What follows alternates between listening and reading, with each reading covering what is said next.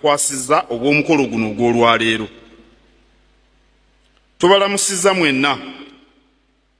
Tuyozaayoza Ssaabasumba, omukulu w'ekifo, bannaddiini n'Abakristu mwenna okuweza emyaka 10 bukya Kereziya y'e Lubaga etandika omulimo gw'okuyigiriza abantu baffe eddiini n'emirembe n'okwegatta.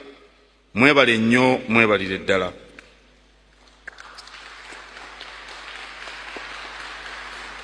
Ebyafaayo biraga nti okuviira ddala ku Ssekabaka Muteesa olubereberye, Kereziya n'Obwakabaka bwa Buganda bibaddewo mu ddembe okukolera awamu era nga buli omu yeebuuza ku munne ku lw'obulungi bw'abantu baffe.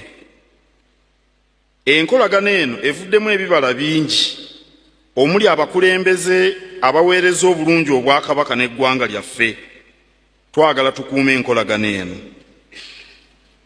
Twenyumiririza nnyo mu ngeri Kereziya eno gyetuusiza obuweereza n'eddoboozi lya Kristo eri abantu baffe ng'eyita mu kuggulawo ebigo, amasomero, amalwaliro n'ebintu ebirala.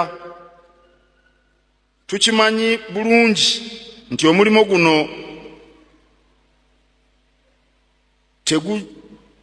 tegutuukikako awatali bukulembeze bulungi n'okwewaayo kw'Abakristo. N'olwekyo twebaza n'okukubiriza Abakristo okwongera okuwagira enteekateeka zino n'endala ezibangibwawo olw'okutumbula obulamu bw'omuntu wa bulijjo. Ebiseera bingi tulidde Kereziya ng'evumirira embeera ezinyigiriza abantu omuli okusosolwa olw'eddiini, eggwanga n'endowooza zaabwe mu by'obufuzi. Obuvumu buno obw'okwogera amazima, okulwanirira eddembe, okwegatta n'okussa ekitiibwa mu ddembe ly'obuntu, tusaba Kereziya ebwongere mu maaso.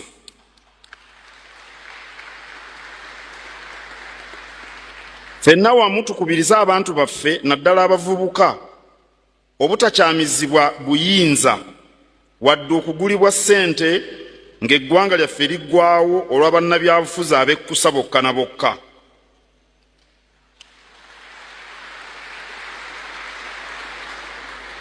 Ekiseera kituuse ffenna okugatta eddoboozi okusaba abatukulembera ne bannayuganda bonna okukubaganya ebirowoozo ku butali bumativu obuli mu kukulemberwa n'okugabana eby'obugagga bw'ensi yaffe mu kyenkanyi nga tuyita mu kwekebejja Constitution n'amateeka amalala agafuga eggwanga lyaffe.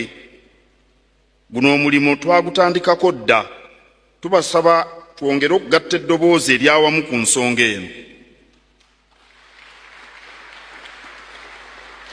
Tuddamu okubayozaayoza olw'okutuwa ku lunaku luno era twebaza n'abo bonna abayambye mu kuddaabiriza Kereziya eno. Tusaba enkolagana ya Kereziya n'Obwakabaka bwa Buganda eyongere okunywezebwa. Omukama abakuume. Nassaako omukono gwe Ronald Mwenda Mutebi II Kabaka.